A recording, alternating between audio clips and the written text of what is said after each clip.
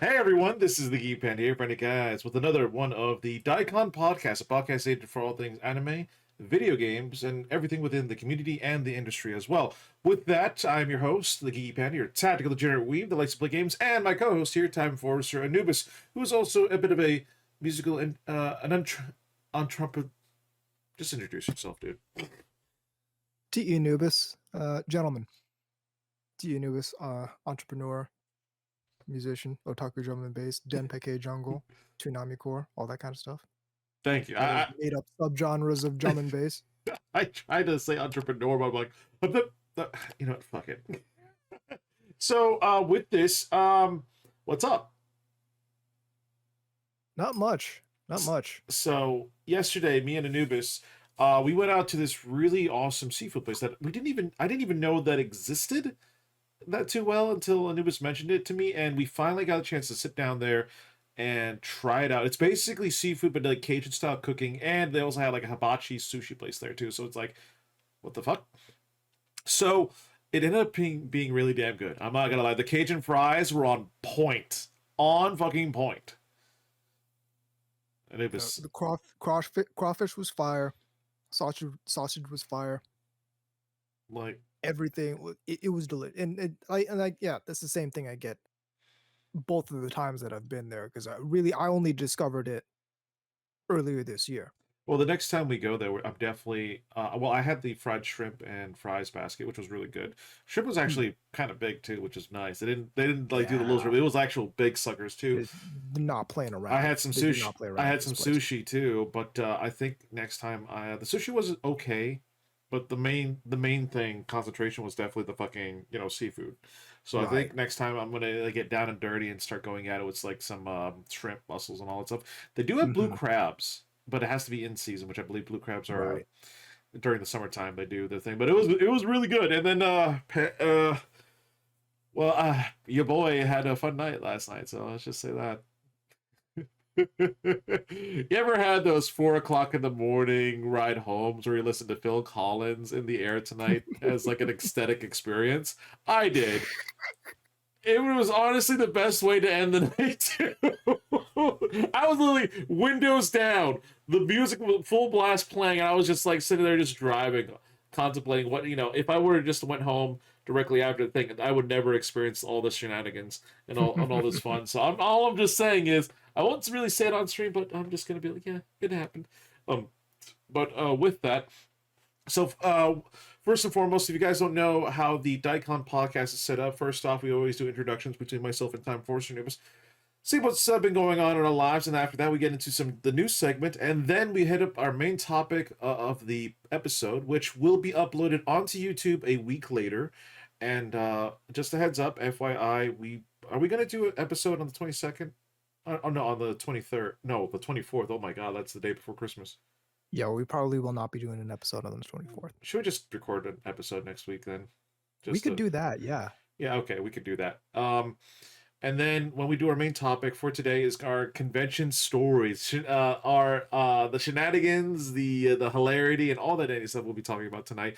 And last but not least, we end off with a segment called The Board, where we put up anime recommendations on a tier style list ranging from F tier all the way up to S tier. But the S tier is anime that is not only good, but also changed the industry in some way. Like it is, but animes that are really, really good that we consider as obviously honored in the A tier, but the S tier is reserved for those who rock the anime world by storm some way or Yes. somehow by either starting a trend or just capitalizing on it. This is like the pinnacle moment, basically. So, with that, though, let's get into some news segments here. And first off, right out of the gate, Sony. Um, Okay. I got a bone to pick with the entire gaming community. I've been telling everyone that Sony is not good at what they do. They're bad. They've never been good. They've never been good at running a video game console company. They've been even worse at running a video game online service company. and for those who don't know, PlayStation 5 users just realized they got an email actually, and specifically about video content on their PlayStation Store. Now, the video library by Discovery is going to be going away on, I believe, okay, on the 31st of December 2023. It's going to be going away. And you're thinking to yourself, okay, so this is your last chance to buy it, and then you could rewatch it after. No, it's going away completely. Even if you bought it, They're taking it away. they're taking it away. So naturally, and this is a whopping 1,318 titles that's set to remove from the storefront and user content libraries. They're actually taking it away from your library. So the question has asked, okay, what about refunds? You're taking it away. Clearly, can I have a refund at least? Since it's going to be gone? No, The answer is no. no. They got your money, and they're gonna run away with it. Now. Essentially, you paid for a really long rental. Yes. So, which is crazy because it's like, even on Xbox, I believe, because I bought some shows on Xbox, and I cannot find some of the episodes anymore to buy, but they're still there. I could still view them regardless, download them, view them because I got it, and it is kind of brings up a scary thing where it's like, okay, we've relied on digital media so much, like streaming and just like owning stuff online, but now like it could be, which kind of reinforces the whole thing, like digital, any platform is so can just blink, and just disappear, and physical is king. Maybe relying on digital media in the first place was a bad idea, and we never should have done it.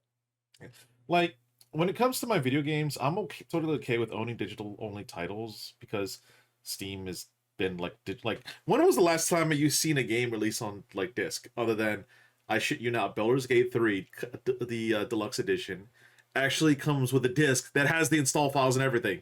It's not like that's actually kind of a crazy thing. The game is on the disc physically. You will That's the issue, isn't it, though?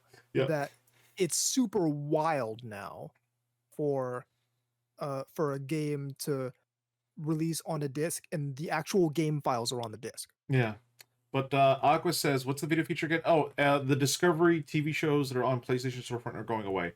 Yeah. And this is something that a lot of consoles do, is you can and this has been the case for a very long time. Like back during the early days of the Xbox, I made a point to buy the World of Warcraft episode of South Park. Yeah. On Xbox, just so I could watch it whenever I want. And I think I have that same episode too. It's like this is why owning your favorite show is a must. I never got why people who were okay with not owning their favorite shows, which is I mean, if you like a TV show so much, you're gonna buy a physical copy of it. Like that's what I've done with my anime series, with TV shows and stuff like that. I always end up getting a physical copy of it because I want to own it physically. So at any given moment, even if the internet goes out and I still have power, okay, let me watch some. Let me bust out, my PS5 is a Blu-ray player. Let me pop in a disc in and watch a movie. So it's just, it really does suck that it's like not even the people who already bought it, they can just rewatch it at any given moment. No, it's just gone. And this really pissed off a lot of people, and it kind of brings up the argument again, like physical is king. Like, I don't even think Xbox had the balls to do that. I think they kind of knew if they like, yeah, this happens. Yeah. People are going to be mad at us. So it's kind of like, it's like, okay, like there's a little quote out there. If your enemy's making a mistake, don't disturb them. Exactly. Because there definitely are going to be instances, and we need to acknowledge that this is a legitimate reality. There are definitely going to be instances where companies are going to want to kind of like take back media, or make it unavailable or change it in some way. And if you have that media on physical, like physically, if it's on a disc, if it's on some sort of thing where in order to accomplish that, they would need to go up in your house. Yeah, pretty much. Take your Blu-rays. Like that's really what it comes down to. Yeah. Aqua said, not just physical. What should they do at least is allow people to download the episode on their computer for a price. Well, it's like they already bought it and paid for it and stuff like that. But nowadays, a lot of the video services are on the game consoles. They stream it. They don't. You don't really download it anymore. You could, like, it's just streaming it basically because You are paying for a license. pretty much. And even though that license, like some license, like for example, Xbox again, there are some games you cannot buy digitally anymore because of licenses. But if you already own it, like if you already Exactly. physically bought it, or not physically, if you already bought it digitally, you could re-download it again at any given moment and just keep on playing like nothing happened. Exactly. So I think this is this is definitely like an L. Like they're because if they do this again, people are, like I don't trust buying anything video content related on the Sony PlayStation platform ever again. Why Like would you at this point? yeah, like unless I'm renting a movie, that's the only fucking reason because I know I'm renting it. But other than that, like no, I'm not doing anything.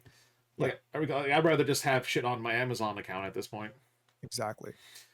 But with that, all this is going to do is drive people to yeah. other services. Oh, People God, aren't yeah. going to trust Sony anymore, which they shouldn't because they're bad at what they do and they've always been bad at what they would do. Oh, God, yeah.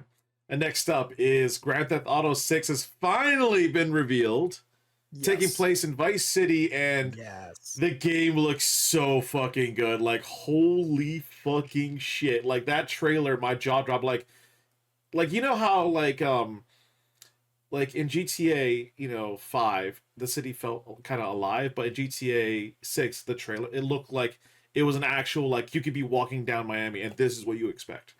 Like, the city was fully alive, like, fully, stuff was going on and stuff like that, and it's kind of crazy. Like, it took 10 years to reveal it. So, they've been definitely working on it, like mad lads. But, so there's a couple of interesting things. So, a lot of people were kind of upset that the game's coming out in 2025. And I'm not. I think I think that's a kind of a strange thing to be upset about. Which if they're going to take their time making the game good, that's bad. And when you think about it, GTA 5 when they revealed their game, it was the same thing. 2 years, it's going to come out 2 years later. Yeah, I don't understand why this is like a big thing here. It's gonna granted the game got there were leaks of the game in the early build, and what's hilarious is the trailer got leaked the night before it was supposed to come out, and Rockstar's like, fuck it, we're just letting it the cats out of them. They got pissed. Rockstar actually got pissed because they're like, stop leaking this shit. And it's actually kind of crazy because there is a kid of a Rockstar developer that leaked GTA on TikTok, and that kid did not realize that he just put his father in a really bad position because that's an old. So I won't be surprised if it's like, okay, on top of, you can't take anything GTA related to your home anymore to work on it. No, that's gone. They could pursue legal action, and they could be like, okay, you're fired. Yeah, it definitely can get that bad. But here's the more hilarious thing. So during that trailer, they did parody segments of it, of Florida Man at its finest. Like, seriously, there were moments in the trailer like, we know exactly where this is, what this is all going on. Wait, what is about a father? Yeah, so the kid of a Rockstar developer decided to wanted some clout and decided to showcase the game a little bit on TikTok. So they kind of leaked it. So, but people need to stop doing shit for clout. It's not but the one of the one of the parody segments that GTA showcased was the Florida Joker, and apparently that guy got kind of upset that Rockstar used his likeness in the trailer. So now he wants about $2 million from them, saying how like, that's me. That's the person that got inspiration from. That's me. GTA, we got to talk. Or no, you got to give me $1 million or $2 million. Y'all took my likeness. Y'all took my life. I'm like, first off, you could have been riding on this, being like, I was the guy they parodied off with, Yeah. Second off, Rockstar has really fucking good lawyers. And remember Lindsay Lohan tried to sue them for because the artwork was kind of reminiscent of her. Yeah, I do remember that. And the New York court's like, look, it's just a generic N1. It could have been anyone here. Yeah.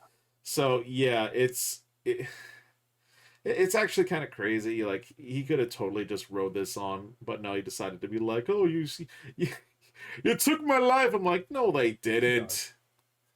Come on. You're from Florida. You made yourself ridiculous here in the first place. So nothing bad has happened. It seems like the child asking himself to get grounded for a long. Oh no, that kid is fully grounded if that happened to me.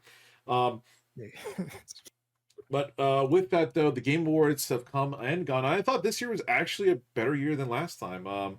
There was no random award hijackers making a weird speech. But here's the thing. The hilarious thing here, Christopher, I believe, yeah, Christopher Judge, who is the voice of Kratos, but I know him as Teal'c from Stargate SG-1. He made a joke stating that his speech during the Game Awards 2022 was longer than the Modern Warfare 3 campaign, and everyone was like, "No fucking shit, you." I'm like, damn. Apparently, a couple of former and current devs of Call of Duty kind of took offense to that, and I'm like, y'all know what you fucking did. It's like, yeah, they can take offense to it, but he should have made a better campaign. Yeah, he's not wrong. He's not wrong. With that though, one of the more bigger things is that people have noticed is so when they were giving out the awards, and obviously, you know, the winners get to make their speech. There was this, someone noticed there was like this TV, and there's usually like a teleprompter being like, okay, hey, you know, do your speech thing, and hey, you know, let's pick it up here because, you know, we got to move the show on. Yeah. So you're thinking to yourself, okay, the winners get to make like a minute or two speech or something like that. Maybe a little longer. Who knows? They only had 30 seconds. And then there was a little thing, there was like a little prompt like, please wrap it up. And I'm like, wow. And devs were kind of disrespectful here. And some of the devs are like, I don't know why we only have 30 seconds to do that. You know, like, this is a big moment for us, and we only have 30 seconds to do our speech thing. It's like, God damn, you guys couldn't afford them like a minute or two or something like that. You know. Also, let's be clear. Let's disabuse everyone of the notion that the award ceremony is about like the devs and about the games getting awards. Oh yeah. It's a marketing opportunity for new games to show off their trailer. So yeah, they definitely probably did need some extra time to put in some new trailers and didn't want to spend a whole lot of time about all these devs that are getting awards and really proud of the things that they made. Yeah, I just find it kind of like disrespectful. They only got like 30 seconds to kind of do it's their entirely thing. Disrespectful. Yeah, It's wildly disrespectful and I don't know about you, but like just the framing of it, please wrap it up. It's like, bitch, I'm like, we got an award. We worked hard for this. Yeah. Tell me to wrap it up. Yeah, and it's that is something they do in award shows. Just period is, it used to be. What they would do is the orchestra would start playing, and that would be the signal that, okay, you got to wrap it up.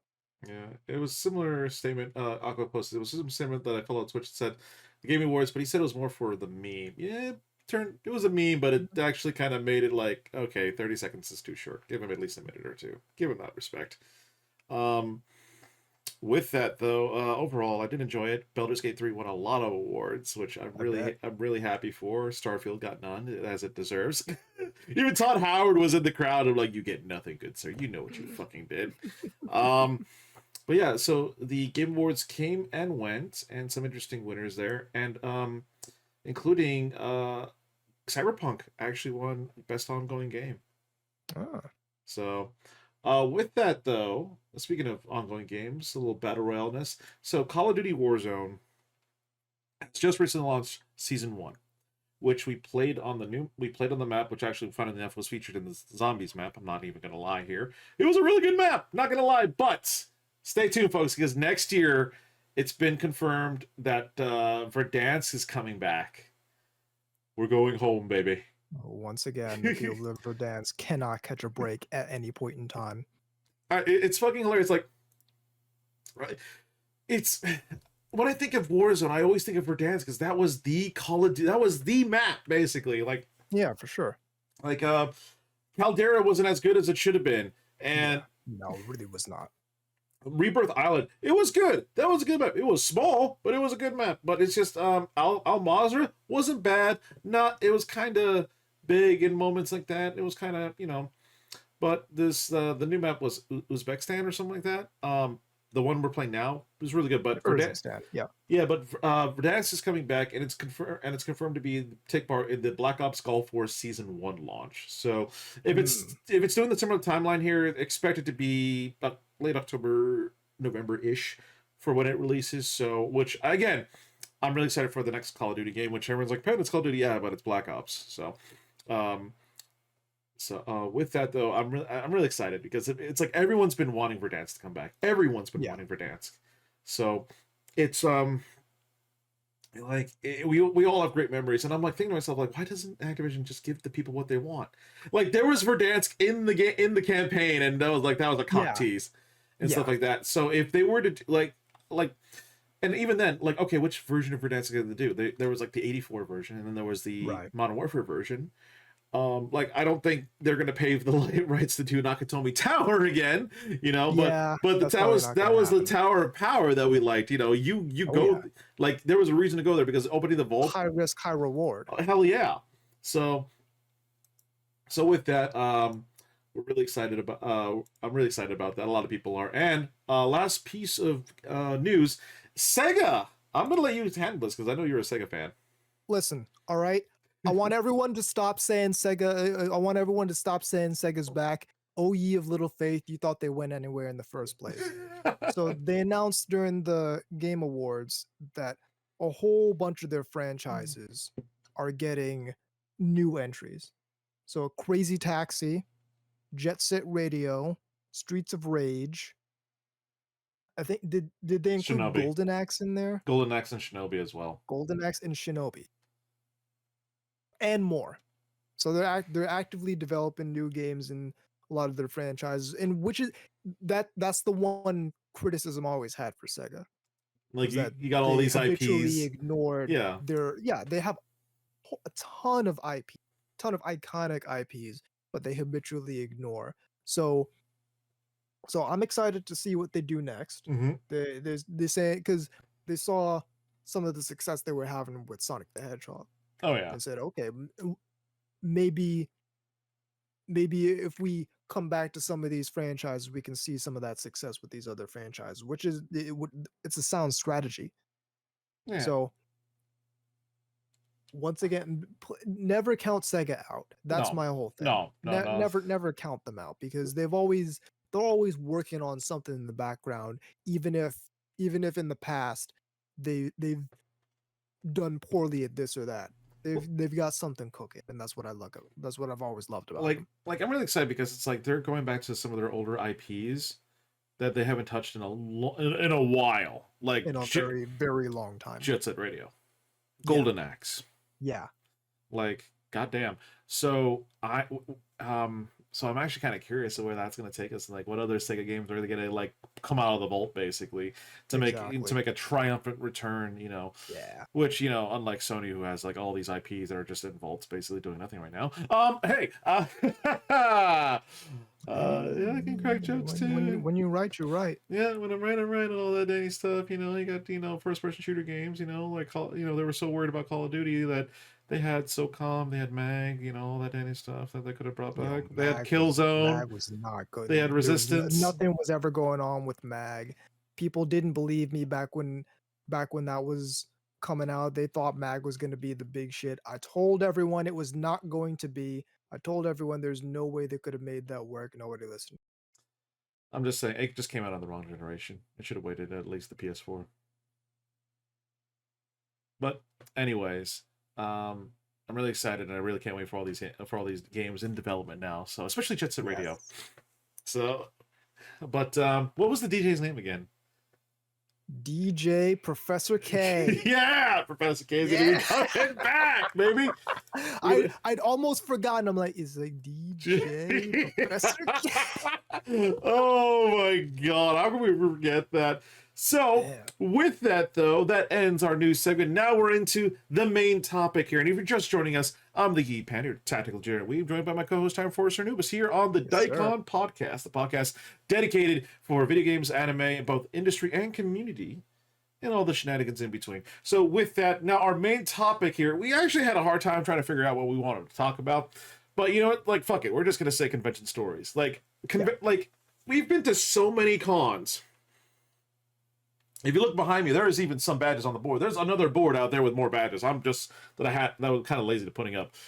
But like, do you remember your first convention? Like your absolute first one? Yeah, it was Kineticon 2008. Yeah, my first one I believe was G Fest, but I don't know when specifically. All I remember was just in like the late 90s. That's it. Like G Fest has been going on for a while. It's one of the oldest. It is, for those who don't know what it is, G Fest is Godzilla Fest. It is a convention dedicated to Godzilla. So, but I didn't really start going to anime cons until Kineticon, like when they were still at the college. Like I believe that was 2002 or 2003. So, but like it's kind of crazy like how conventions started versus where they are now. Right. It on some level, like it's a completely different paradigm. Oh, Like there was shit was going on at conventions back in the day that would not go on in conventions today. No way. yeah, we paddle. Yeah. I remember it's like okay, so me and Anubis have been in the convention scene for so long. We've known all these stories and stuff like that. Like the infamous Yaoi paddle, the Yaoi Yuri paddles, and for those who don't know, they were legitimate like these like wooden paddles basically, and just people would just it was like a small. It looked like an oar. yeah, kind of like a small oar basically. And what people would do, they would smack each other's ass with it, basically like bam, or and it was kind of like how long did it lasted? I think it didn't last too long, right? So I I believe I came in to the convention space on like just on the tail end of that Okay. because I had heard of them.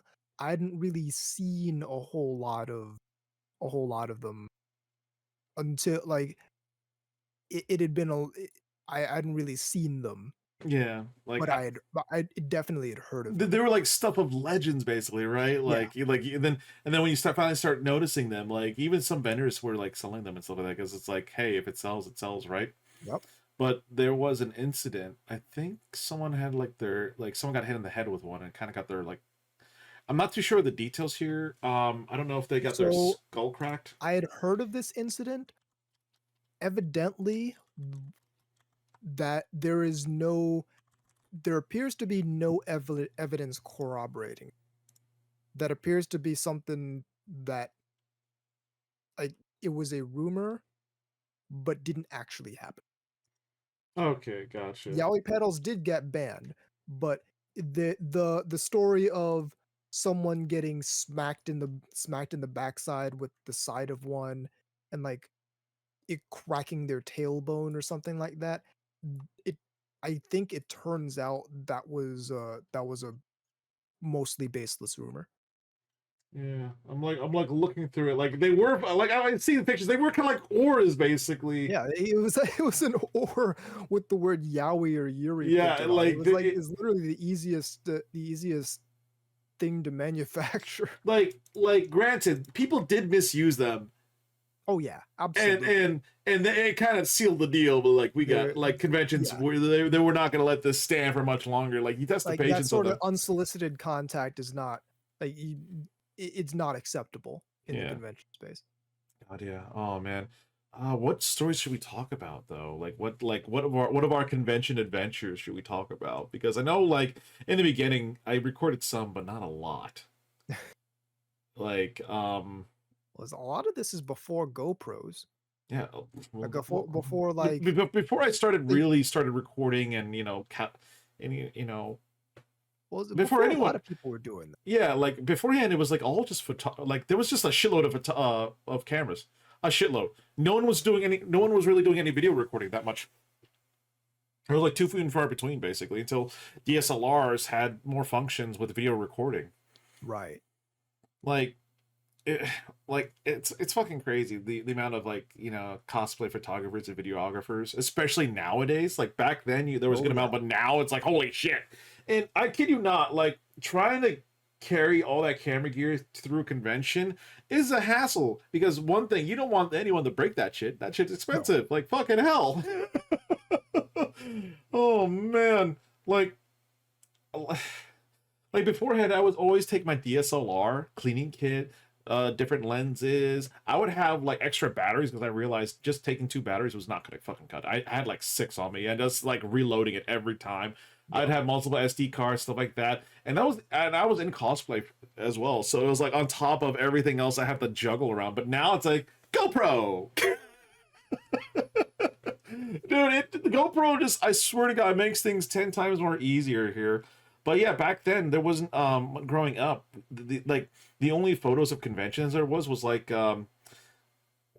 fucking film based ones, and then digital photos basically started Right. coming in and stuff like that. Like I remember like having those like wind up fucking like like those Kodak wind up Those vacation yeah, cameras. the vacation cameras. Oh my God, Jesus freaking Christ.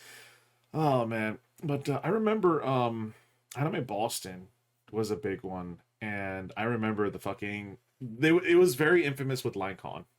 Oh yeah. So I think I missed like the real infamous line con because I my first AB was 2009. Oh yeah, I was there before. So and Yeah, I'll you tell you missed the I'll, fun. I'll It tell you was how I remember. fun. I'll tell you how I remember what year it was, because I remember my first Kineticon, I could not buy hentai. My first Anime Boston y- definitely was showing up at the Hendane booth buying Dojin. I think I still have them. Are you I'm pretty sure. Yeah, they're in a box because everything's in a box right now. But I'm 100% certain I still have both of them.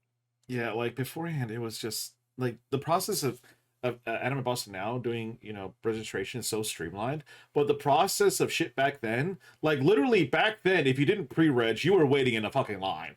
Yeah. Like there was, I remember that it was just like hours almost waiting in those lines, hours, and then like we started to pre-reg, which made it a bit better, but it was like line con. Like Right. that's how the term started. Like you're just waiting in a line to get into another line to get your badge at registration. Then you have to wait into another line just to get into a con, and holy shit, there's more lines. Note the plural form lines. Lines. Yes, lines. Plural. Multiple lines. Jesus Christ. And if you thought like, which is hilarious because there's like lines at the registration, lines to get into convention, lines to get into a panel at a convention, lines for the bathroom, lines to get into the hotel goddamn elevator. Yep. And pray to the fucking gods. It's not like one of those like clown car situations where they managed Oh to yeah. pack in everything. Dude, I didn't realize that. I know there were situations at conventions that people literally got the elevator stuck, and the firefighters had to come and like rescue them basically. Yeah, I'm glad that shit's never happened to me. But I remember like waiting for an elevator, be like, okay, and then we're like, guys, let's just take the elevator going up just to come back down, because that's Yep. literally the only way how Yep. you do it basically. Like Sometimes it's what you have to do. you're waiting in the convention hotel, wanting to go to the convention, and all these elevators are going up. None of them are going down to pick you up. So it was just made more sense just to go up with these guys, especially if the elevator was not as full. Because I guarantee when it comes like that, it's gonna be full. Oh, it's gonna be Because yeah, it's gonna be 100% full. yeah, Garen fucking teed. Some of the people out there decided to be smart and try to get lower rooms so they can just use the stairwell to go down, which totally makes fucking sense. I give Oh you yeah. props and all that, Dennis. There's nothing wrong with a little walking down the stairs. Up the stairs, maybe a little hassle, but hey. But that's like that just irks me. Like we're just waiting just to get in the elevator. Like, yeah, this is my life. Especially when you're Yeah. going back and you're like in the lobby and everyone's there and we're like all hot, sweaty. You're like, we just want to go back to our rooms, please.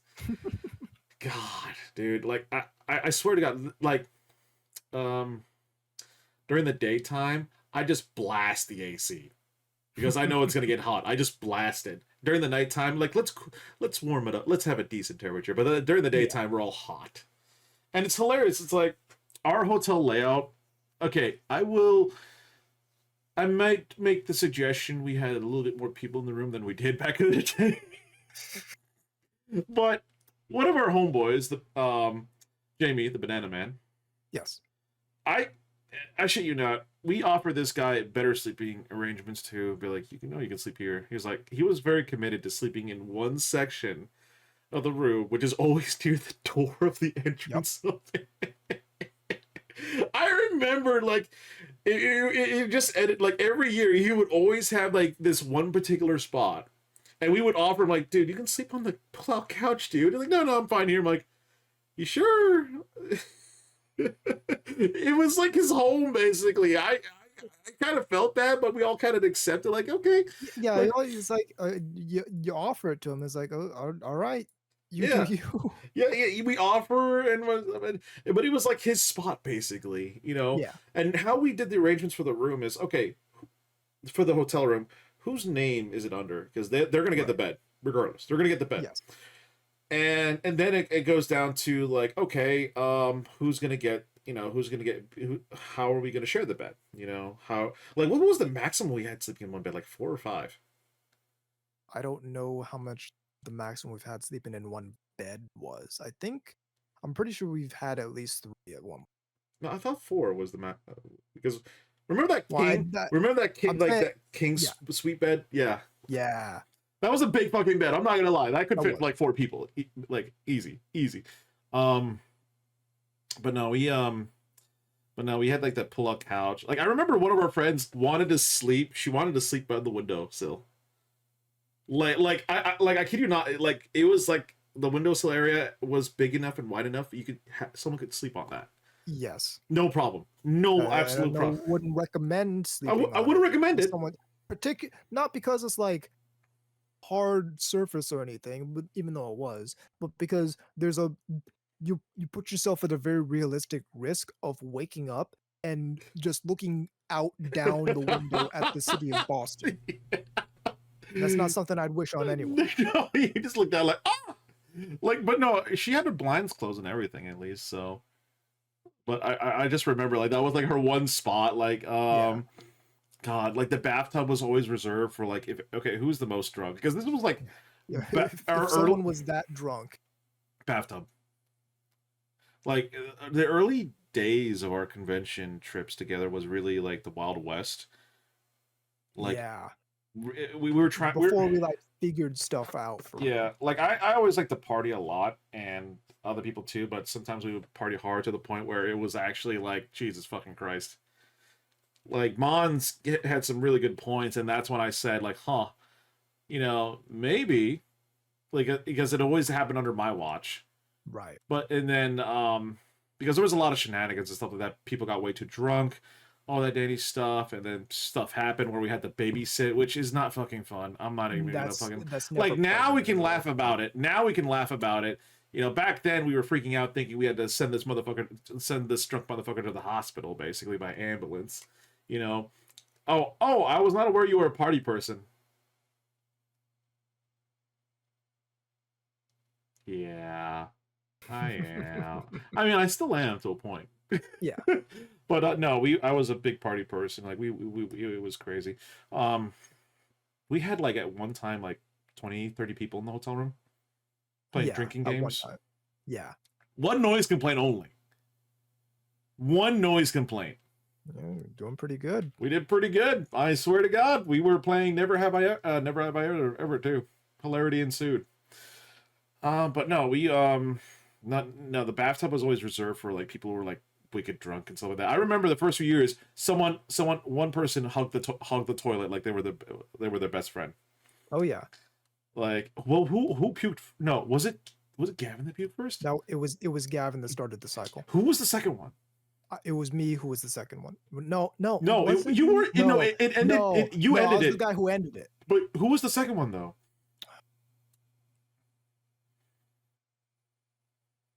Was it that one guy?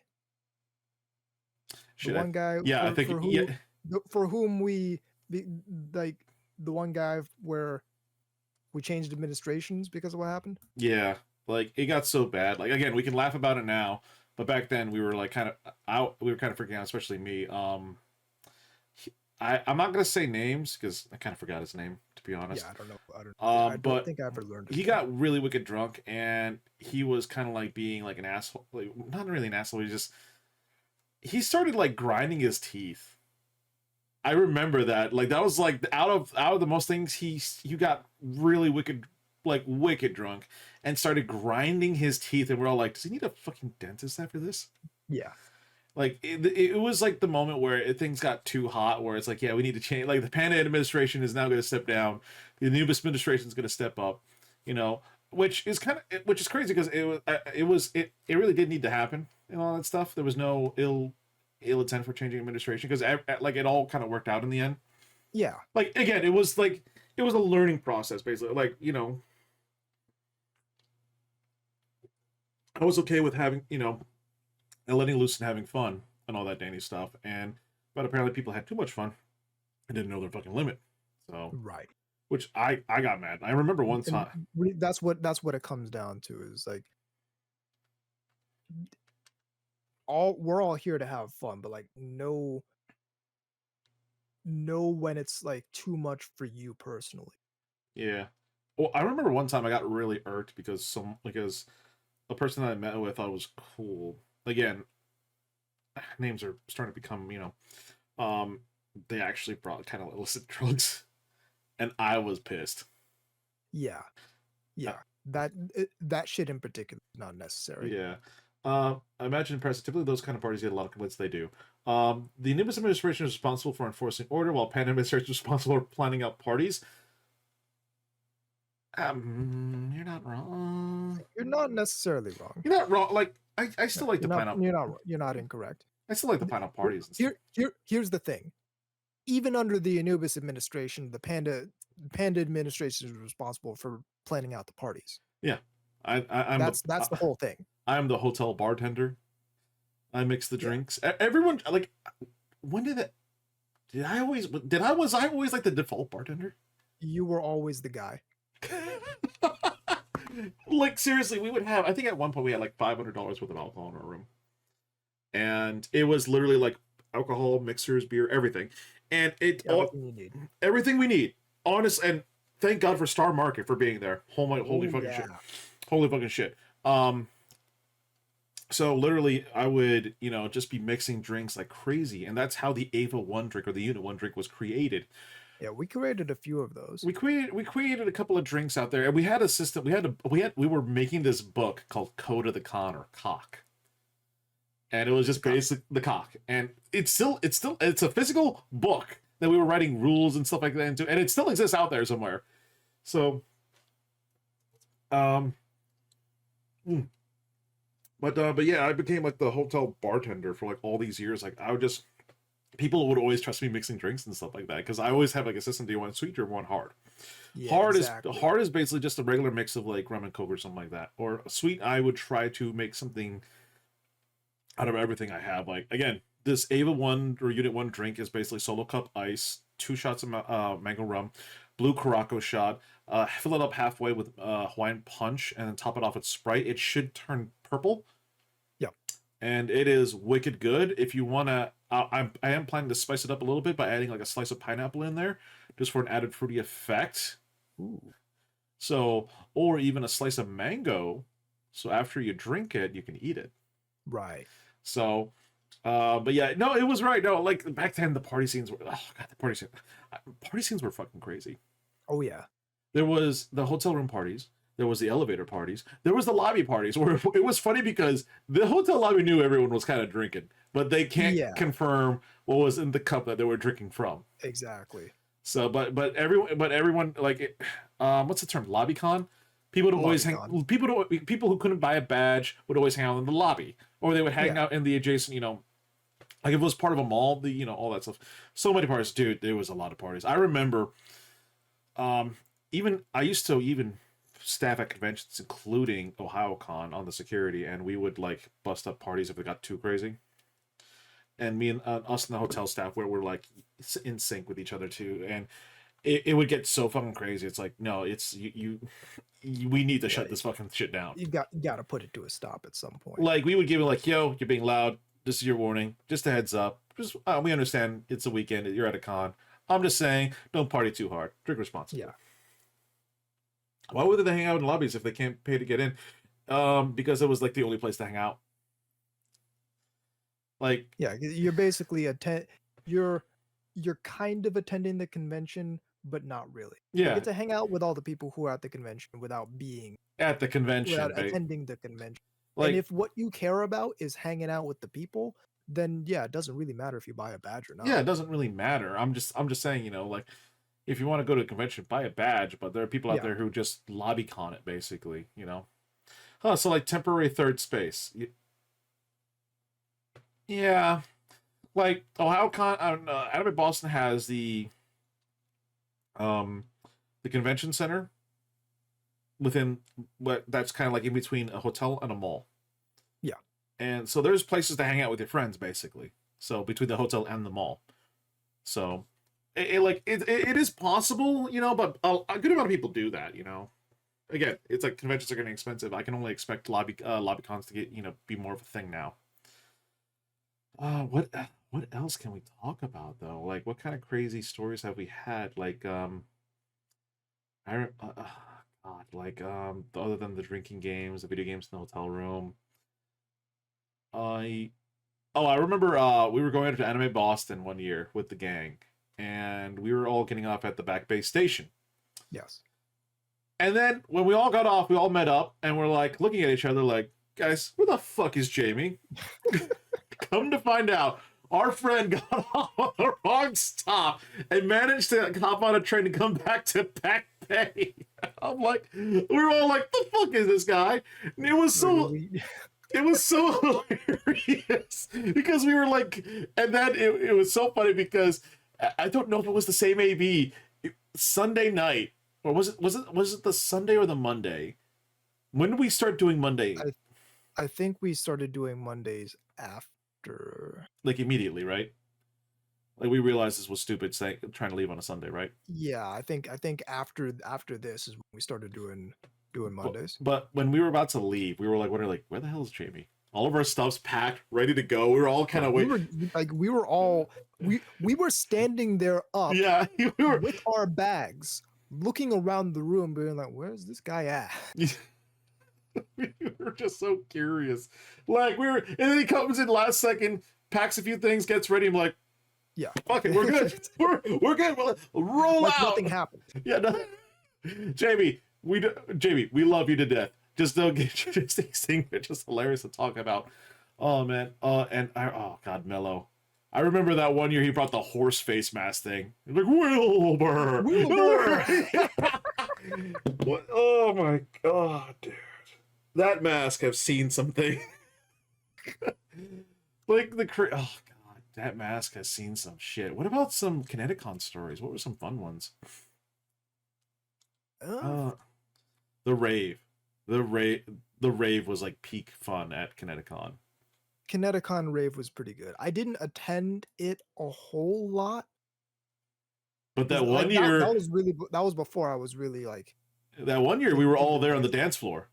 All of us. I was recording it too. Every single one of us. Yes. Yeah, we were all on the dance floor one year, and we were just partying out, having a blast, basically being like mad lads. It must have been creepy horse mask. I mean, that horse mask kind of came back every so often.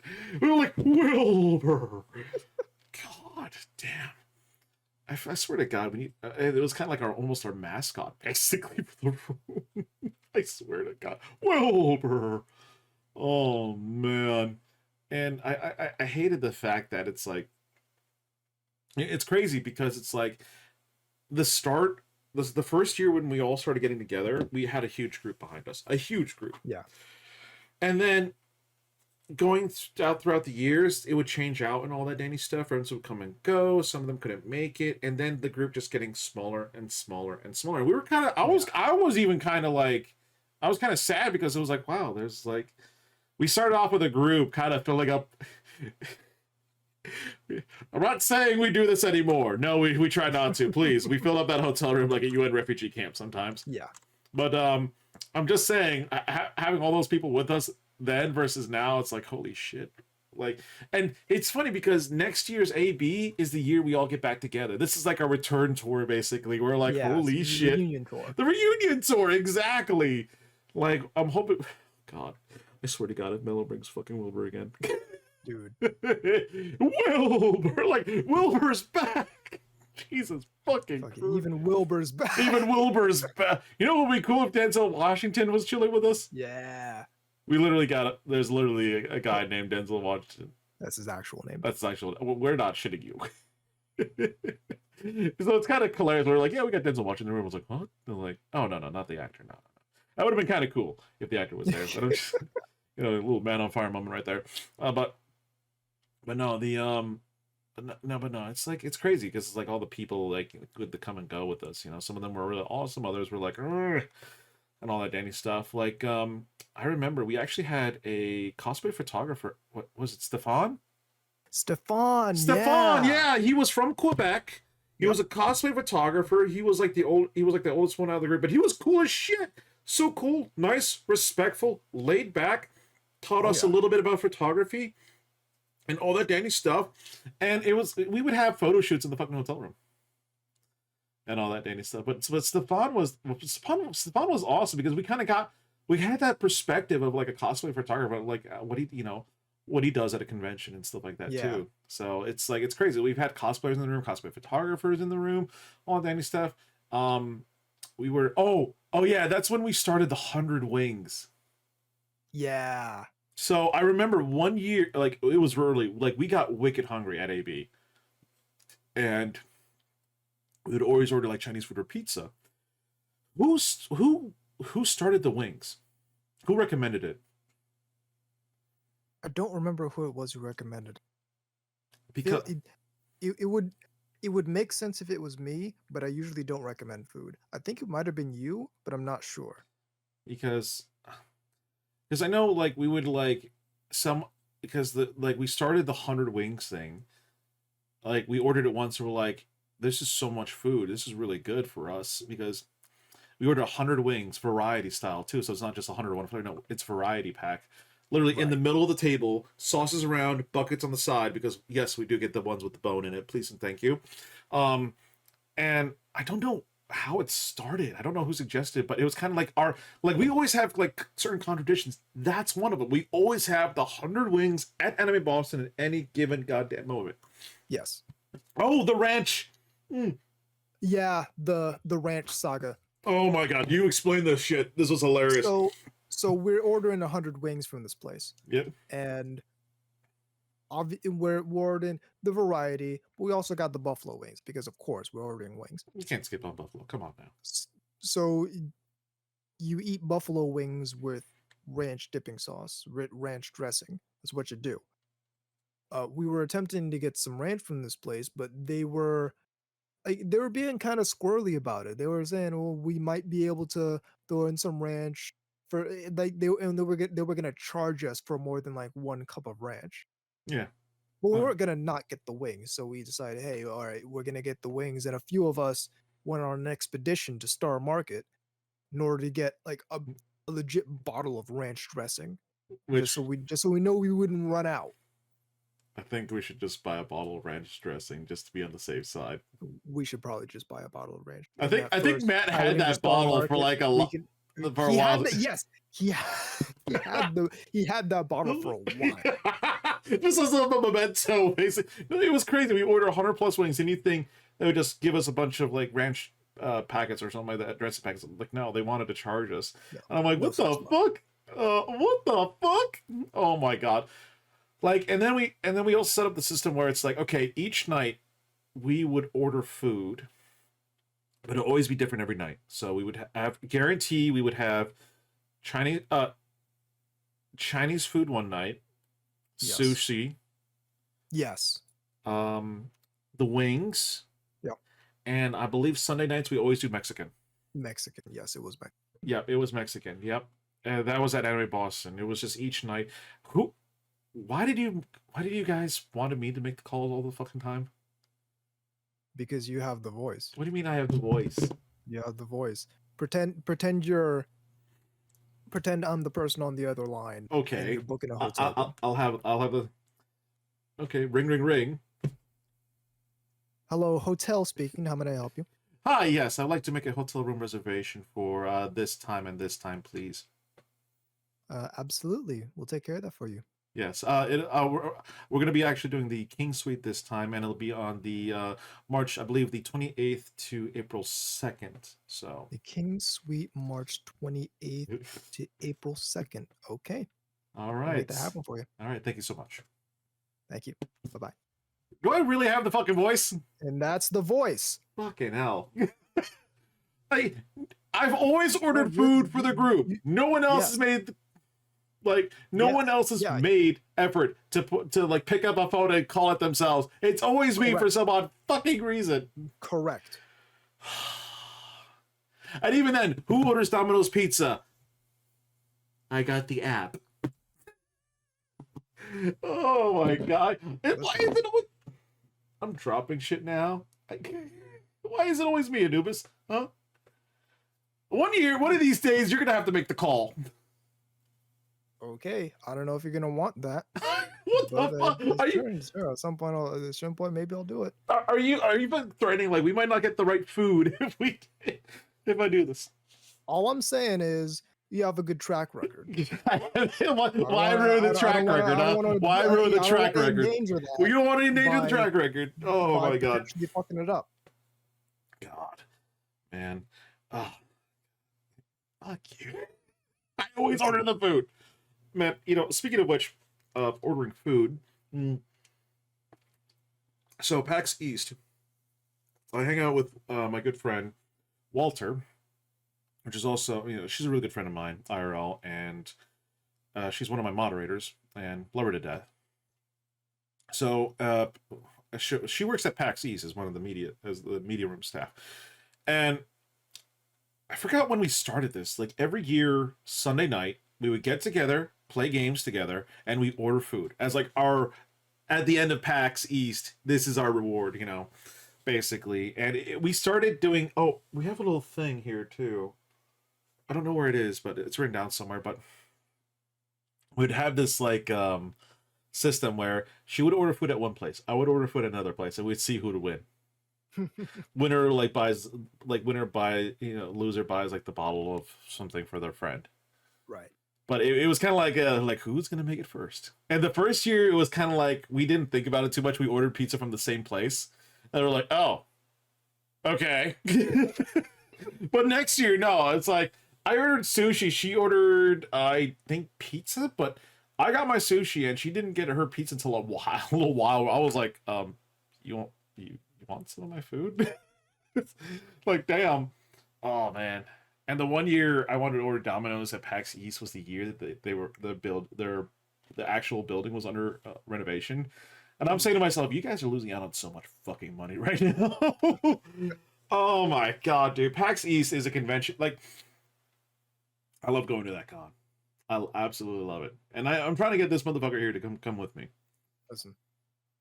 And that's what he always says. Listen, you motherfucker. Listen. Like that fucking the little fucking fairy thing from fucking Legend of Zelda. Listen. What other? I mean, oh yeah, I remember one time we did another anime con. We drove up to New Hampshire. I had the GoPro and everything. We were just talking. We were just chilling and talking about random things and stuff like that. That was that the year we took 2 cars to AAC? That is. Yeah. Yeah, I remember once I were kind of speeding it, but I was like, slow down. Slow. Oh my god. You know when it was funny because it's like, do you want to know how you can tell you're in New Hampshire? The quality of the road fucking changes immediately. Oh my! I think we only went to that convention as a group 1 year only. I think we only went to that convention as a group 1 year. Yeah. Yeah. Like we always wanted to go to other conventions and stuff like that. Like we went to Anime NYC together, which was fun. Yep. Yep. And the dollar slice of pizza at fucking what's that place? No, what's that place? I forgot, but it was like $1 cheese slice, and it was actually a decent slice of pizza too. Like literally, you pay $6, you get a whole fucking pizza. I mean, fuck me, that's a good deal. So, and that was in the corner of the hotel. Remember? Yep. Yeah, what was that place called? It was like Two Bros Pizza. Two Bros Pizza. Yeah, that was it. And we had our own the Division experience. Because I remember one time we walked into the hotel, it was snowing. I stopped by another hotel thinking it was that, like, oh shit, this is the wrong hotel. Yep. So, and it was fucking funny. But Anime NYC, that was interesting because that was the year they didn't utilize the whole space. Like they were still kind of growing, figuring things out, right? Yeah, they were still growing. Because like I think that was like the second year they did run the convention. Yeah. I think was it like they had like a city official there with the ambassador at one point doing a ceremony. Yeah. Yeah, it was it was some kind of city official and some kind of like diplomatic official, and they were dedicating that day basically to the promotion of otaku culture in New York City. Yeah. So it was actually kind of cool seeing that there. And I'm sure now it's like the convention's growing bigger and bigger. That's why I kind of want us to go there again, you know. There are like conventions out there that I want us to go check out, you know, like Otakon, never been there before, always wanted to go. And it's in DC, and totally we can visit the Air and Space Museum, visit that SR-71 Yep. Blackbird. I'm just saying, fucking Anubis. It's right there. Listen, PortCon, Maine, I hadn't been there in so fucking long. I want to go back there again just to check it, just to see how things go. But Katsuka, yeah, Katsuka. We were potentially making plans for that because it's like a big cosplay a huge focus on cosplays and cosplayers, but also a big party scene too. ClausCon and everything. Like, wasn't at AB we would also swim in the fucking pool? I would not swim in the pool. The hot tub? Were you even part of the hot tub? I was not part of the hot tub either. Oh, Jesus fucking Christ. This mad lad here. Dude. No, it's what are the stories here? Like we've been to Kineticon together and all this Danny stuff. What other interesting stories can you think of? What was like the notable ones? That's a good question. We've gone over a lot of them. Like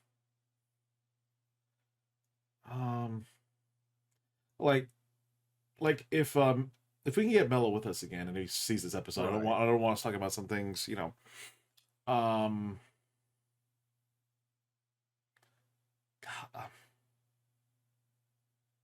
damn it, I'm trying to think.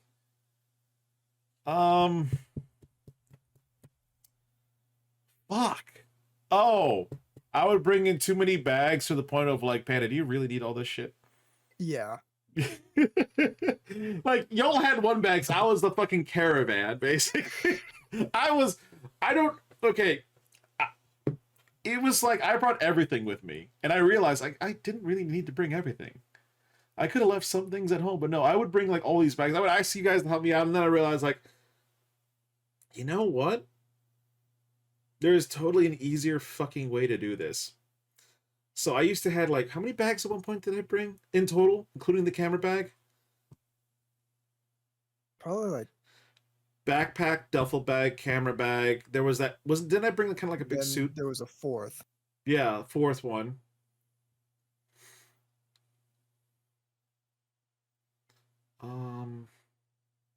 Yeah, it was like 4 to 5 bags at one point, and I felt like I was like that, like a mobile shop, like here are my wares, basically. You know, like this bag talk just reminds me how many goddamn M.2 he needs to buy in half. Yes.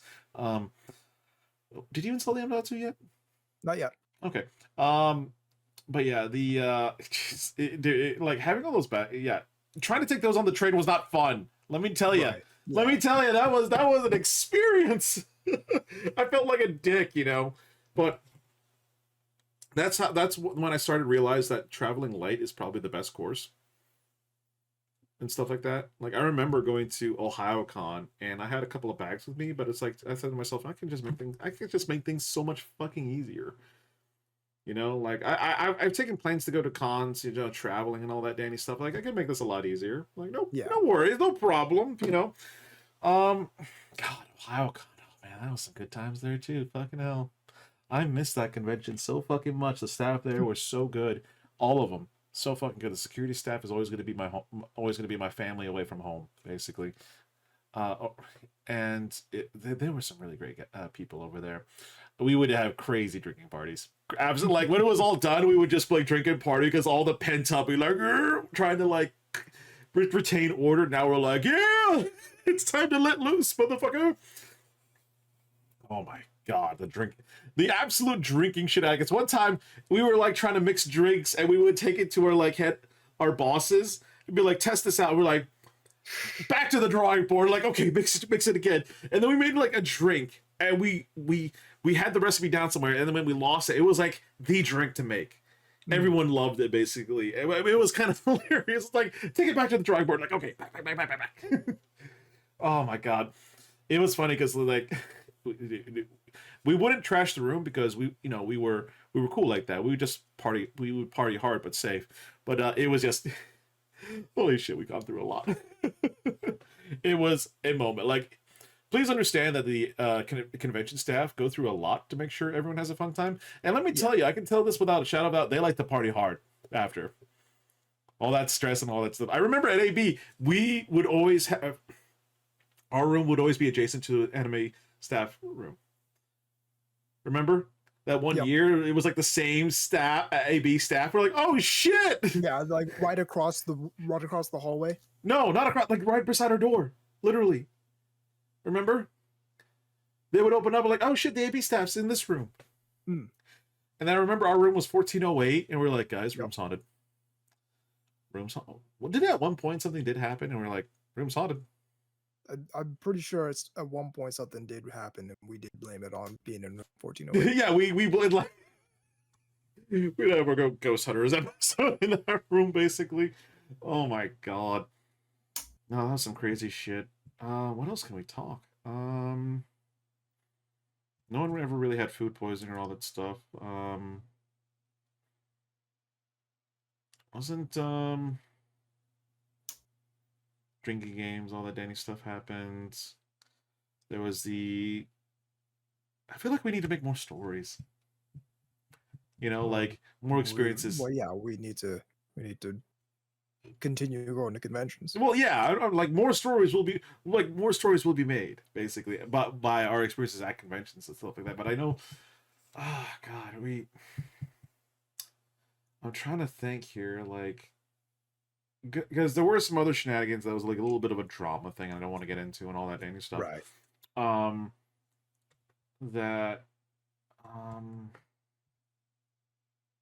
Fuck.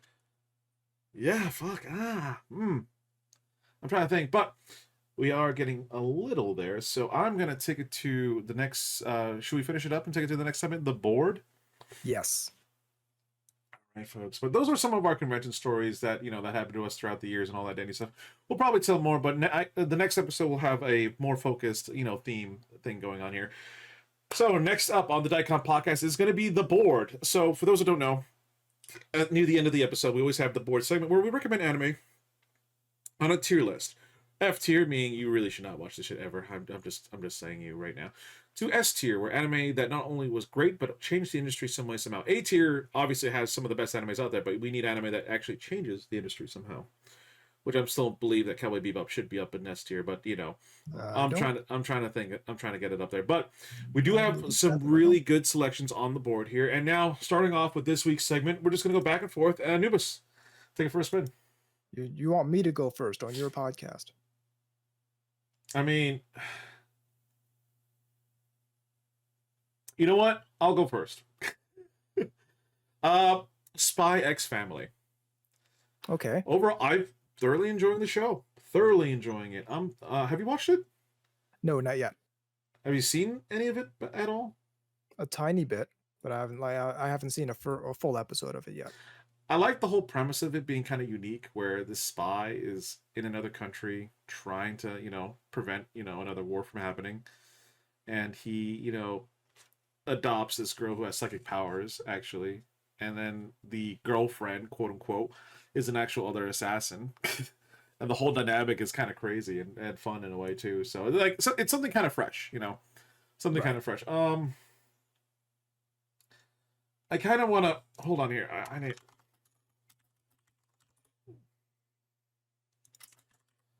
I kind of want to put it in a certain tier. You know,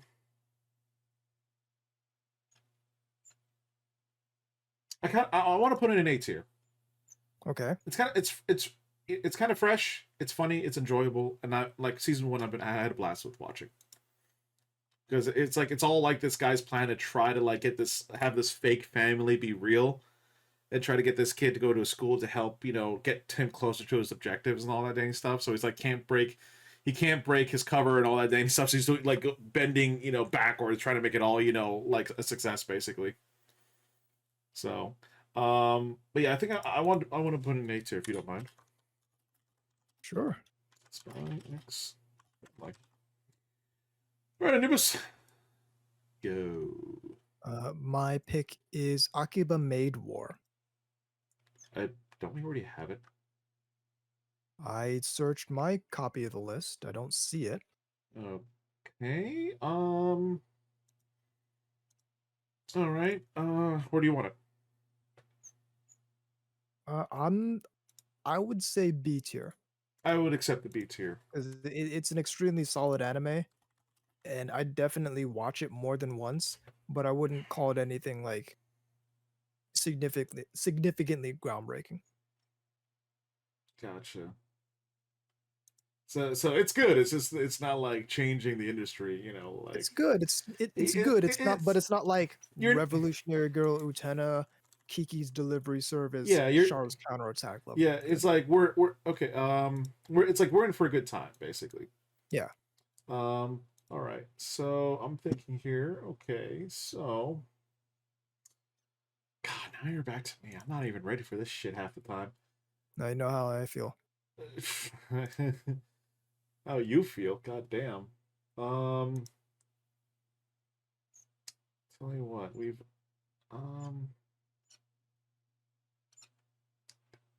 fuck you, Alan. Fuck you, Anubis. Listen. I even called you, buddy. You sit here, putting me on the spot all the time with the list. Here we go. It's kind of an older anime movie. It was made back in 1987. Check to see if this is on the list. Lily Cat. I guarantee you it's not. I haven't heard that name in at least 6 months. So, Lily Cat it's basically a sci-fi horror. It takes prominent themes from basically The Thing and Aliens, pretty much. It's a little bit of a fun ride, basically. Like, don't take anything seriously. This was made in the 80s, all that dandy stuff, so you get all the all the shenanigans of the 1980s in it. But it was kind of like a really kind of cool it was an interesting concept how like this crew on this starship, they're basically doing these jobs and stuff like that, but because they're going through space, like you think to yourself, oh, when they're traveling, they just go to their destination and nothing really, not much time has passed. No, the concept here is like, no, when they do their trips, so much time has passed that when they come back home, everything's changed and they don't feel like they belong there anymore. So, and the brought up the concept like someone could just be a stowaway who committed a crime, come back like nothing happened. And I'm like, damn, that's actually kind of interesting. But for Lily Cat itself, it's not like the best thing you're gonna see. No, it's not gonna be like the best anime out there. I'm kind of citing it with kind of like a C tier list, basically. It was decent. Like again, you're just in it for the ride, basically. Right. So, yeah. Well, I'll do that. It was just a decent thing. All right. Go. All right. So back to me. Yeah, back to you. Excellent. I don't have one prepared. It's like I've been searching for one while you're putting your thing out. So Yeah, exactly.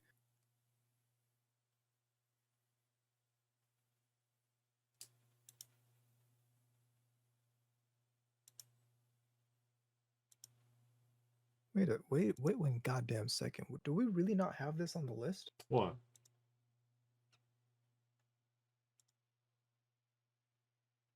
Panda, check this for me. Do we not have Haruhi Suzumiya on the list? Wait. Because that's the case, you need to fix that right the fuck now. No, we should. You think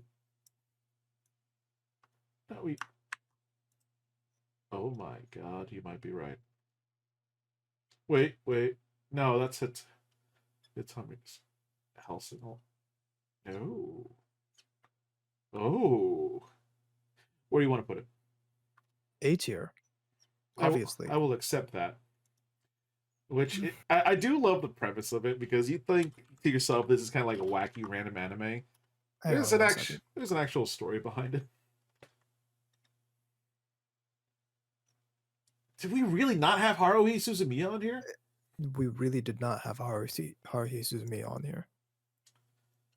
God damn.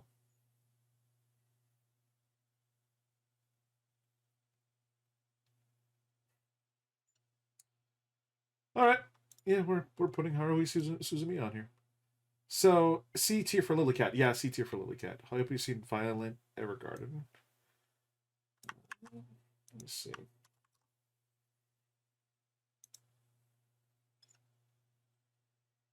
I have not seen that actually, but I'll add it to my list. I have not seen it either, but it's been on the list for a while. Okay, so like the interesting thing about Haruhi Suzumiya is you think like this fun anime, but it actually has a moment where it's like, no, we need to kind of do this in order for this girl to kind of make sure the whole world in the universe kind of keeps fucking going. Well, so that's the thing, is that it has a kind of a wild, wacky premise, but it does take itself seriously. Yeah. Like it's internally consistent. Mm. It's not just wild and dumb and wacky for the sake of being wild and dumb and wacky. It's wild and dumb and wacky with a purpose. Yep. So it's yeah. Now I'm going through the fucking thing too. Jesus. Did we? Oh god. Now I'm trying to like go through the fucking list myself. It's like I know there's something in here that I've watched that that I think I've watched. I'm not too sure. Like I know we have Death Note on there and all that dandy stuff. Ironically enough, I have not seen Alice in Wonderland. So I can't, I don't watch Black Butler. We can throw that out of the loop.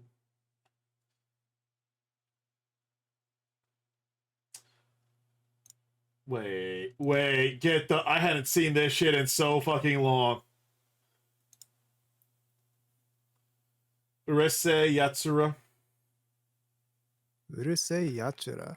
So I haven't seen the TV series in a very long time. The part that I remember most vividly is the second movie, and that's like everyone remembers the second movie, Beautiful Dreamer. Yes. Yeah, I'm gonna put that up there on the fucking list. I think B tier. Really? B tier for Urusei Yatsura? It is iconic too. Yeah, you know what? Let's up it. Let's up the tier. You feeling good with A, or you feeling good with C? Like, okay, what tier would you think? Go. I'd say closer to A. That's obvious. Like, it's obviously a class. Like, unless you don't think it's good, it's obviously a classic romance comedy anime that a lot of romance comedy anime kind of harken back to. And it's really iconic too, because it's like what are the key animes back in the day? Yeah. Okay. Yeah. A tier. Not only that, it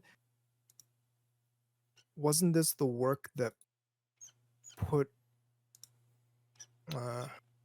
Rumiko Takahashi on the map? It might have been some other work, but I'm pretty sure Urusei Yatsura is the thing that put her on the map. Oh shit! Mamoru Oshii did this. Mamoru Oshii did the. He was the director. The Beautiful Dreamer movie. He was the director of yeah, we're doing Beautiful Dreamer 2, right? Well, Are we doing Urusei Yatsura the TV series, We're or are doing we the doing movie. Urusei Yatsura Beautiful Dreamer the movie? Beautiful Dreamer the movie. A tier then. Okay. Let's. I was like, because I was We more need to be towards movie. we need to be very specific. Yeah, we do need to be very specific. Sorry about that. You can't just say Urusei Yatsura and assume people know what you're talking about. Yeah. And assume people know that you're talking about the movie. Yeah. All right. You. Hang on, let me stop. Let me finish typing in the end. Default. All right, keeping in tradition with anime movies people have seen, but not necessarily seen the TV series or other movies for that matter. Dirty Pair Project Eden. Hey, wait, what? Dirty Pair Project Eden. Oh my god! I hadn't seen this. Jesus! Listen, This is a while. We are really. Wow. Yeah. Okay, where do you want this? I think it belongs squarely in like a high B tier I will accept the high B because tier. it's not like You're in it for the ride and to enjoy the ride. yes, exactly. That's exactly what it is. Yeah, you're in it for the ride just to enjoy the ride. It's kind of like a lot of these animes. You're just here to have fun. So here's what Dirty Pair Project is. There's a scene in Project Eden where they're taken off on the flying platform and they're going to the place. And Yuri is there at the controls. And all of a sudden, she just starts dancing. And the thing almost fucking crashes, and Kay has to go and correct it. And Kay's looking at Yuri like, "What the fuck are you doing? We almost died." And Yuri's just like, "Sometimes you gotta dance." She doesn't say that, by the way. There's no dialogue in this scene. There's no it's just music. Yeah. But that's what Dirty Prayer Project is. You're just along for the ride. And if Yuri starts grooving and you almost fucking die, hey, sometimes you just gotta dance. Sometimes you just gotta watch Dirty Pair Project Eden. Remember Venus Wars? I've heard about it, but I have not seen it. Gotcha. Because I'm like looking through. Man, I hadn't seen Paprika in a while. Yeah, it's been years since the last time I saw it. Yeah. Like, please believe, folks, we were trying to put more anime on this list here, and it's like most of the anime we pretty much got a good grasp of it. Basically, others is like,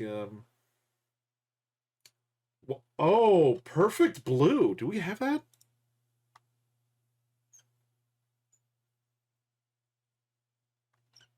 We don't appear to. Not on my copy of the list, at least. All right. I want to put it on the list. Okay. I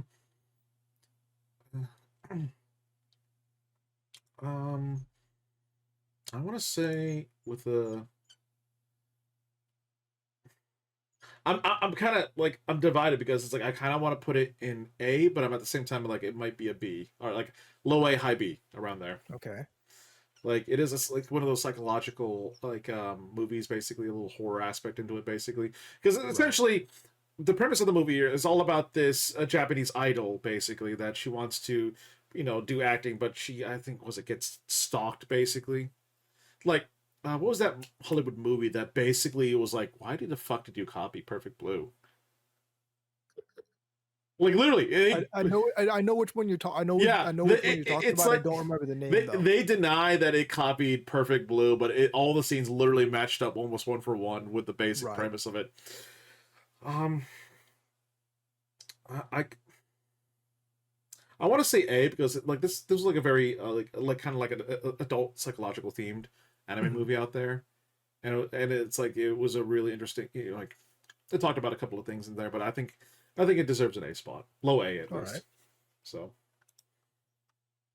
we're just hitting up these movies, aren't we? Just we've been... except I can't remember. I can't think of another movie that quickly. Well, what about an anime series? I can't think of another anime series that quickly. Well, what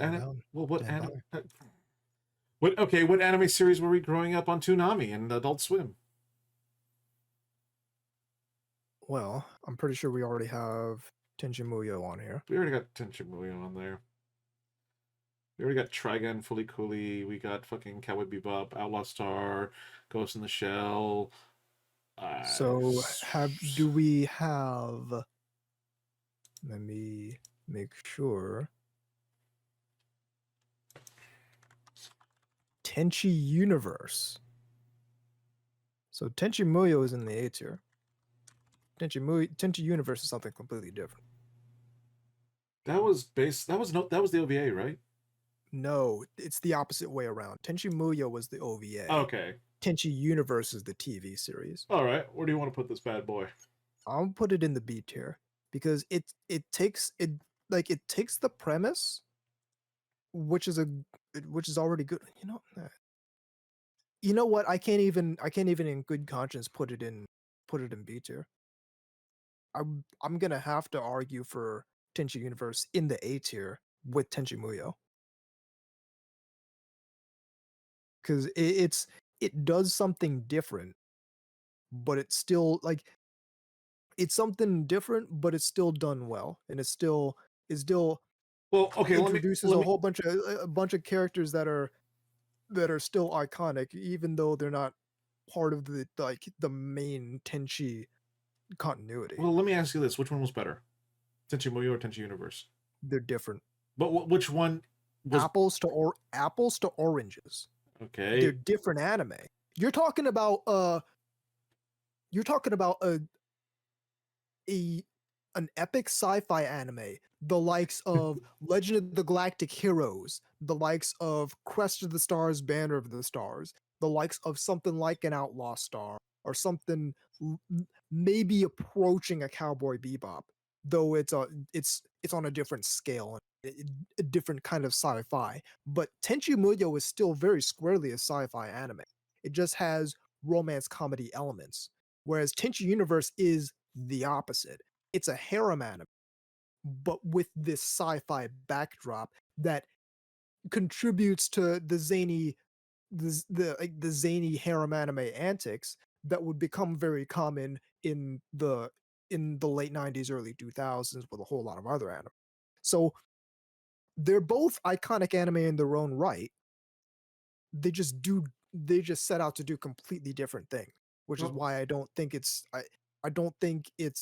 fair or productive to compare one which is better than the other. They're trying to do different things. That'd be like trying to compare Evangelion to Happy Lesson. Okay, gotcha. They're both trying to do completely different things. Well, let me ask you. Okay, I will accept your A tier argument there. Okay. For my thing, do we have Legends of the Galactic Heroes? I don't think we have Legend of the Galactic Heroes. Oh, fuck me. You know what? Tell you what. And the only reason I haven't suggested Legend of the Galactic Heroes is because I don't feel like I've watched enough of it to make a judgment. I've watched enough of the Legend of Galactic Heroes that I knew these. Well, we need to put that on there in that case because well, you watched that too, right? No, I watched the original. Okay. The original OVA. I just haven't watched enough of it to make a judgment call on it. Personally, I enjoyed it for what it was because I did watch some of the OVA stuff and it was kind of like, oh shit, similarities between the two, you know? Mm-hmm. It was a pretty good adaptation. It was a pretty good one, basically. Okay. What does that mean insofar as respected the source material, it was kind of like, can we say it was a good adaptation? It was a good adaptation. Did you read the light novels? I did not read the light novels. I watched. And we can't make a judgment call on whether or not it's a good adaptation because it's trying to adapt. It's adapting a series of light novels. Like,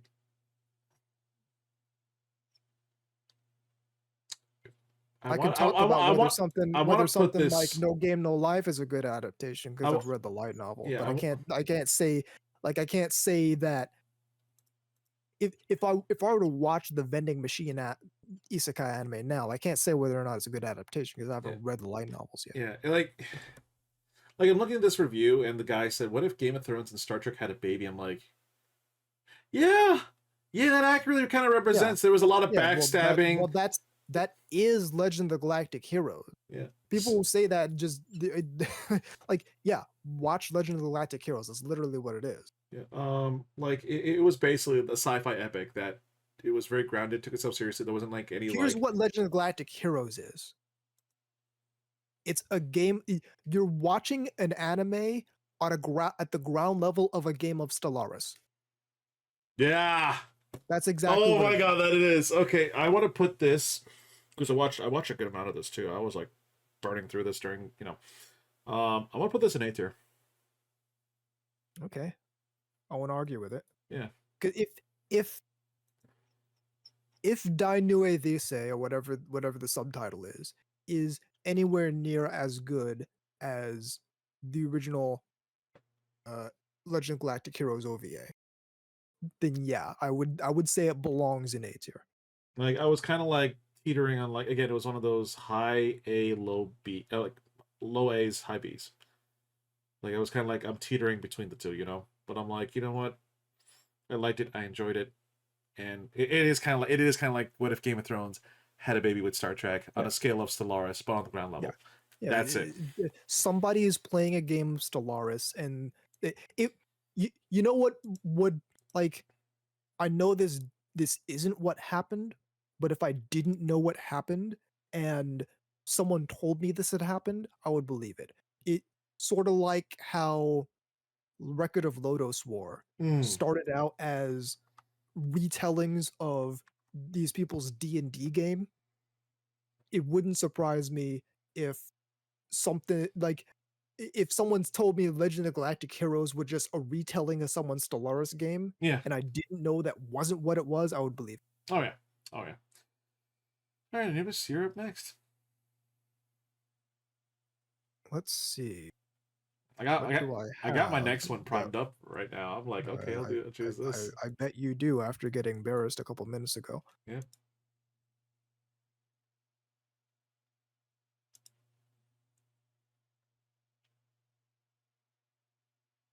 Okay, do we have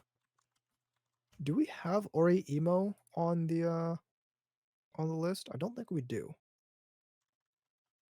Ori Emo, my little sister can't possibly be this cute.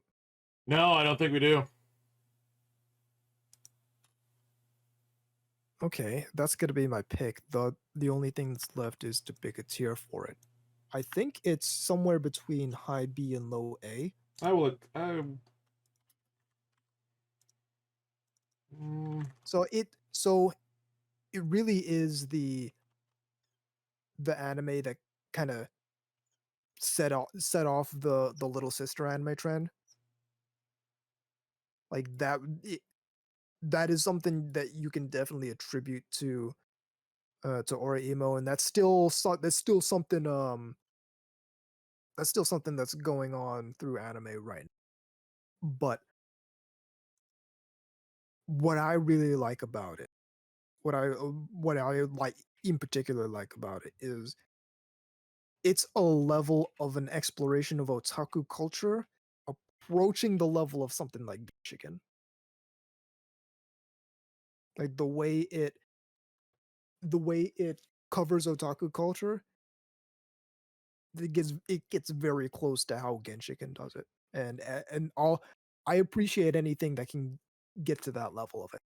So that's why I'm somewhere in between high B and low A for Ori Emo. I'm more standing with the high beam remarks. High B, High B. I'll accept it. Okay. All right. Next one. Do we have Gargantia on the Vendorous planet? I don't think we do. It is a mecha anime. Basic premise is huge galactic wars going on. Humans are fighting with these weird tentacle octopus creatures, and shit's going tits up. A pilot gets kind of like lost, and somehow he crash lands on a planet and ended up being Earth. But what happened after? So he's kind of trying to get his bearings, basically trying to understand these people's languages, basically because they're like so kind of like he comes from like really futuristic settings and area, and this is like a backwater planet essentially now. Yeah. So, but but he starts slowly kind of like he's so programmed for like because of how humanity is now. He's like he was like programmed for military use basically. Now he's like, oh, now I can actually be a person basically, or starting to learn how to be a person. Um, Overall, I enjoyed the storyline. I enjoyed the storyline and the twists and turns that the anime did basically. And I don't want to because I don't know if you watched it, Anubis. I haven't. Okay, I don't want to That ruin. that was one of those many mecha anime that happened around that era that I missed. Yeah, I want to give it like a high tier mark, basically. Like, I've heard a lot of good things about it. I just yeah, haven't seen it. yeah. I kind of I want to put down low A. Low. I'm very comfortable putting it in the low A tier. It was Okay. an enjoyable mecha experience for me because it was kind of like you're trying to like you're seeing this guy slowly start to become more human on a planet. He's trying to figure out how the fuck are you guys here? So, um, yeah, I'll do that. We'll do that. I wish the original Orimo novels were published here. I mean, yeah. Yeah, you're right. They haven't been picked up. Yeah, They haven't been licensed by a North American company. yeah. I wonder how much it would cost to do that.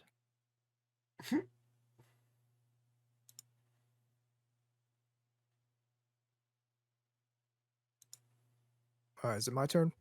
It's your turn. Well, these will be the last ones we'll do Okay. because we're nearing the 2-hour mark. Mobile Suit Gundam: The Origin. We didn't have. I thought we had that.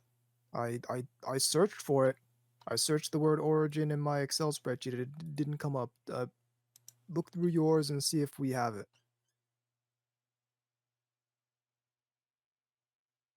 Gundam Thunderbolts, Char's Counterattack, Yep. Gundam Away with MS Team, Yep. Mobile Suit Gundam 008 80 Ward the Pocket, G Gundam. Yep. We're totally not going to fucking acknowledge. Well, and the obviously F tier G Savior, Yep. when it stays and deserves to be there for everything that it's caused. Build Fighters try squarely, comfortably in D tier, where it belongs. Yep. No. Wow. And I know we got Gundam Build Fighters here too somewhere. We do. Believe it's All in right. Where do you want it? I am. Mobile Suit Gundam: The Origin, A tier. Obviously. Not only like so. So here's what I love about Gundam: The Origin. Mm-hmm. So like it builds itself as Char Aznable's origin story. Yeah.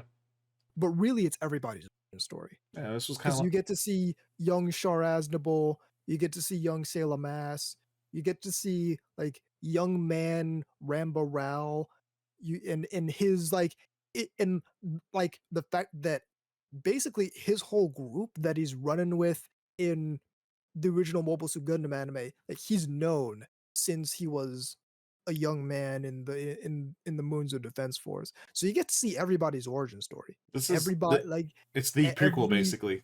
It is the prequel. Pretty much. It has some inconsistencies with the entire continuity, as like every OVA, every Gundam OVA in DMC does, but it's you get to see the entire origin of all of these like you get to see the origin of mobile suits. You get to see like, which was cool as shit because it was like got the best presentation of Operation British that's yet been seen in a Gundam anime. Oh yeah, how they were basically captured it and they were painting the fucking glass to make sure they didn't know what was going on inside. Yeah. What and then they gas the entire colony. Yep. And just throw it at, like you get to see all of that, and like it's all of that plus the presentation. This has got to be the best CG mecha I've seen in anime thus far. Yeah. Like Macross Frontier did it kind of well. Gundam the Origin it's the best it's been done. All right. All right. I think that's the last bit there. With our recommendations, not bad. We put in a couple of like classic anime movies on the list, you know? And then we put some series up on there. So I definitely feel comfortable here. Make sure you guys, just a heads up again, I'm going to be uploading this podcast next week. And we're probably going to be doing our podcast, depending on how things go, probably might be doing our podcast then too. Who knows? We'll see what happens here. We'll talk about it in the details. But thank you all so much for coming in. Anubis, any last things you want to say? No, this was good.